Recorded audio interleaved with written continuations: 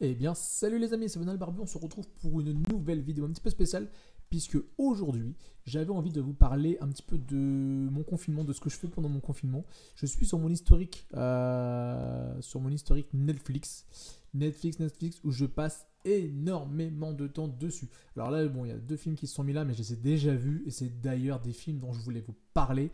S'il y a 5 films que je dois vous proposer aujourd'hui à regarder pendant le confinement, il y en a 5, c'est 5 policiers. Je pense que si la vidéo vous plaît, n'hésitez pas à mettre un petit pouce bleu et je ferai d'autres vidéos sur peut-être 5 films de guerre à regarder sur Netflix, 5 films qui vont vous retourner la tête.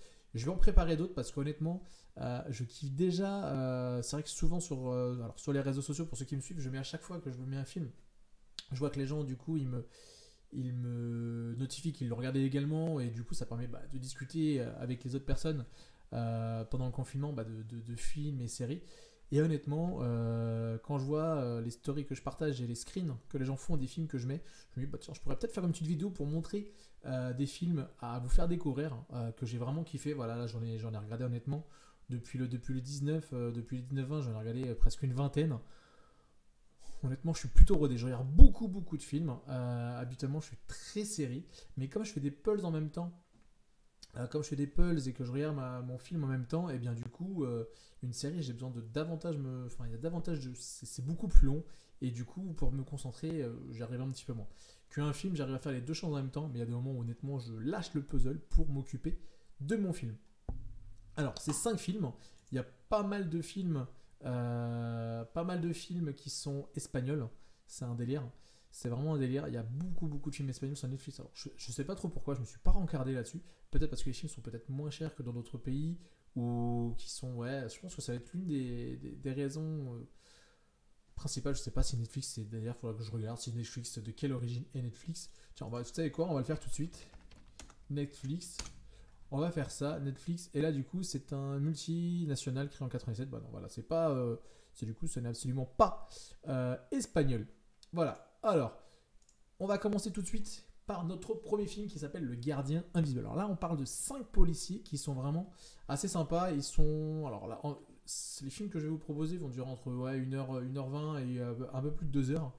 Là, celui-ci, honnêtement, il m'a vraiment un petit peu retourné la tête. Il y a des moments qui sont un petit peu tristes, un petit peu pas gore. C'est vrai que ça touche un petit peu la jeunesse. C'est toujours un petit peu bizarre quand ça touche des ados ou autres.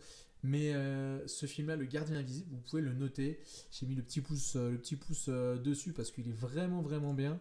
On est sur un film où sur celui-ci, du coup, il y a une véritable fin. Il y a des fois, il y a certains films où, alors surtout dans les films espagnols, je ne sais pas si vous avez remarqué aussi, mais il y a par moment, tu regardes ton film et à la fin, ça fait waouh. Un peu comme la plateforme pour ceux qui ont vu. Alors, je l'ai pas mis la plateforme parce que pour moi, c'est pas un policier la plateforme. C'est plutôt un film qui fait énormément réfléchir. À partir du moment où il n'y a pas de policier dedans, pour moi, c'est pas un policier du coup, bien évidemment. Donc, Le Gardien Invisible qui est sorti en 2017, il est plutôt bien noté sur Netflix. Donc du coup, je peux vous le recommander. Les acteurs sont assez cool. Je les connaissais pas du tout, mais c'est un film qui porte dans une petite bourgade. Du coup, tiens, c'est s'y mettre en plus dans sa petite bourgade de Navarre pour mettre la main sur un tueur en série. Elle doit aussi y vaincre les démons de son passé. Donc il y a vraiment plein de choses qui sont liées dedans. Et pendant 2 heures, honnêtement, pendant 2 heures, vous ne vous ennuyez pas. Le deuxième film que j'ai envie de vous présenter, c'est un film du coup qui est espagnol encore, qui est espagnol, où là c'est pareil, ça me parle d'un tueur en série qui reproduit un petit peu ce qu'un précédent meurtrier a fait auparavant. Lui, il est dans sa prison, il est emprisonné, et en fait il y a quelqu'un qui reproduit les mêmes séries de meurtres qu'il faisait quelques années auparavant. Et voilà un petit peu à quoi ressemblent du coup ces scènes de meurtre. Donc je vais remettre là, voilà, c'est des jeunes qui sont des personnes qui sont allongées dans une certaine position. Et honnêtement, c'est lourd. C'est lourd. Il y a tout un truc dans la bande-annonce. Je vais pas tout vous montrer. Bon, non, de toute façon, dans la bande-annonce, ils montrent pas tout. Je vais pas non plus tout vous parler. Et ils nous disent un inspecteur revient donc à Victoria Gasteiz pour traquer un meurtrier qui imite le modus operandi. Donc, du coup, c'est le mode opératoire d'un tueur en série qui est en prison. C'est film policier, film suspense. Vraiment bien. C'est sorti d'un livre que je ne connais pas. Mais celui-là, vous allez kiffer. Pareil, il dure quasiment 2 heures, 1h50. Bon, un petit peu moins avec le défilement des acteurs à la fin. Mais sinon, celui-ci, Le Silence de la Ville Blanche, vous pouvez le noter, c'est un film là, qui est sorti cette année en plus. 16 ans et plus, effectivement, il y a quelques petites scènes de nudité dedans, donc je pense que c'est pour ça qu'ils l'ont mis en 16 ans, parce qu'il n'est pas spécialement glauque, si un petit peu quand même, si, je suis en train de réfléchir, mais si, il y a quand même des petites scènes un petit peu sympas dedans. Donc Le Silence de la Ville Blanche. Le Fléau de Breslau. Alors celui-là, il est assez court par rapport aux autres, bah, du coup il dure 1h30. Après la découverte d'un corps cousu dans une peau de vache, une détective de Wrocław enquête sur un tueur qui exécute ses victimes comme au XVIIIe siècle. Alors ça, honnêtement, celui-ci, j'ai vraiment kiffé. Plein de surprises. Alors attendez, je vais couper le son pour qu'on entende le son de ma voix. Donc c'est vrai que quand ça commence comme ça, quand tu vois qu'il y a un mec qui se fait, qui meurt, on va dire, dans une peau de vache cousue, tu fais wow, c'est hyper lourd. Tu dis mais qu'est-ce qui s'est passé? Il s'est passé un truc délire. Donc du coup non, vraiment bien. Il y a un petit peu d'histoire dedans, enfin un tout petit peu quoi. Mais c'est vrai qu'il est assez violent. Il est plus de 18 ans. Waouh purée, plus de 18 ans. C'est vrai que c'est glauque quand même. C'est vrai que c'est assez glauque. On va couper tout de suite la bande-annonce parce que du coup il y a un petit peu de sang. Donc du coup Le Fléau de Breslau que je vous recommande grandement. Le Silence du Marais, encore un film espagnol. Mais là, cette fois-ci, l'acteur, vous allez le reconnaître, puisque du coup, c'est notre ami Berlin dans La Casa de Papel, pour ceux qui l'ont vu. Honnêtement, j'ai bien kiffé. Un petit peu mystérieux comme film, mais j'ai bien kiffé. L'acteur, en vrai, il joue hyper bien. C'est vrai qu'il est un petit peu comme dans La Casa de Papel, il est un petit peu mystérieux, il est calme. On voit là d'ailleurs dans la bande-annonce, quand on le voit à certains moments, effectivement, il est là, il est toujours serein, il réfléchit, enfin bref. C'est un rôle qu'il y va vachement bien, ce genre de rôle. Et donc du coup, en faisant des recherches sur la corruption pour son prochain livre, un auteur de polar à succès brouille la frontière entre fiction et réalité. Le Silence du Marais, sorti 2019, plus à partir de 16 ans. El Silencio del Pantano, je crois, c'était ça qui était écrit. Mais ouais, non, vraiment bien. Vous pouvez y aller les yeux fermés. Et enfin, le dernier film, on passe sur un film vraiment français que j'ai mis, La Terre et le Sang, qui est sorti en 2020. Donc là, il est tout récent. C'est un film Netflix, La Terre et le Sang, film français là pour le coup. Ça fait du bien, un petit film français. Il est hyper lourd. Je vais couper la bande-annonce. Voilà, je vais couper comme ça. J'ai absolument pas que vous fassiez spoiler. Ne regardez pas la bande-annonce. Elle est lourde. En gros, qu'est-ce qu'ils mettent dans la bande-annonce?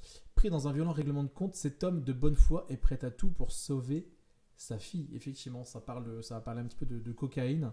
En fait, au tout début de l'histoire, il y a en gros, il y a un de ses employés en fait qui a fait de mémoire de la prison, et en fait, il est un petit peu dans le trafic de drogue, et on lui demande du coup de cacher de la drogue dans l'endroit où travaille un gars avec sa fille en fait. Sauf que malheureusement, il y a des personnes qui vont vouloir récupérer cette drogue. Et là, c'est le carnage. C'est le carnage. Donc voilà pourquoi, règlement de compte. De toute façon, c'est exactement ce qu'on voit dans la bande-annonce. Donc je ne spoil absolument pas. Cet homme est prêt à tout pour sauver sa fille. Il est mortel. Il est très court. C'est le film le plus court du coup je peux vous proposer. Il dure 1h20 à peine du coup. Mais celui-là, vous allez vraiment vous amuser. Terre et le sang, donc plus de 16 ans. Il est bien. Réalisateur de L'Assaut et Braqueur, je connais pas du tout ce film-là. Mais ce qui est intéressant, déjà, c'est un petit film français. Ça fait plaisir de voir un film français qui vaut le coup.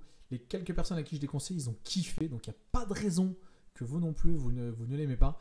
N'hésitez pas à me dire dans les... on va couper la bande-annonce, là ça commence à partir de ouf. Il y en a d'autres là que je vois, que j'ai regardé avec Zodiac, qui est ouf aussi. Mais ça, je vais plutôt refaire une vidéo sur les listes tirées de faits réels. Moi, dans ceux que je vous ai présentés, il y en a un qui est tiré de faits... ou qui est inspiré de livres. Non, c'est inspiré de livres, c'est pas tiré de faits réels. Non. C'est inspiré à chaque fois de livres. Donc du coup, des faits réels, là, j'en ai pas encore présenté. Mais je pense que je ferai un top 5 des films tirés de faits réels. Alors il y en a pas mal. Il y en a pas mal de tirés de faits réels. Il y a celui-là. Vous avez également beaucoup de films de guerre également qui sont tirés de faits réels. Et ça, c'est des choses qui sont assez sympas. Moi, j'aime beaucoup. Voilà, j'ai fait la présentation de mon top 5. N'hésitez pas.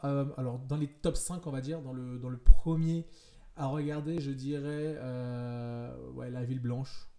Le 1, 2, 3, 4, Le Gardien Invisible. Et en cinquième position, je mettrais Le Silence du Marais. En cinquième position, je mettrais Le Silence du Marais. Voilà mon petit top 5. Mais ouais, vraiment celui-là, regardez-le. Allez-y, les yeux fermés. Et bien écoutez les amis, ça m'a fait plaisir du coup de faire cette vidéo avec vous. N'hésitez pas à vous abonner et à lâcher un petit pouce bleu, ça fait toujours plaisir.